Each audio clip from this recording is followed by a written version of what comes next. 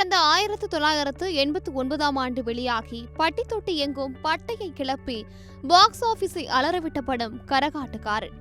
ராமராஜன், கனகா, கவுண்டமணி, செந்தில், கோவை சரளா, சந்தான பாரதி, காந்திமதி, வாகை சந்திரசேகர், சண்முகசுந்தரம் ஆகியோரின் நடிப்பில் வெளியான இப்படத்தை கங்கை அமரன் இயக்கியிருந்தார்.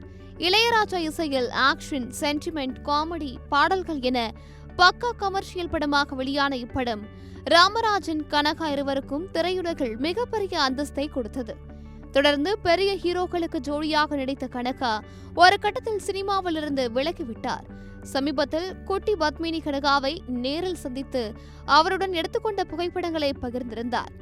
அது இணையத்தில் வைரலானது. இந்நிலையில் நடிகர் ராமராஜன் அண்மையில் கனகாவை சந்தித்து உரையாடி இருக்கிறார். அப்போது இருவரும் எடுத்துக்கொண்ட புகைப்படம் சமூக வலைதளங்களில் தீயாய் பரவி வருகிறது. இதை பார்த்த ரசிகர்கள் கரகாட்டக்காரன் பார்ட் 2வில் இருவரும் சேர்ந்து நடியுங்கள் என்று ராமராஜன் மற்றும் கனகாவிற்கு கோரிக்கை விடுத்து வருகின்றனர்.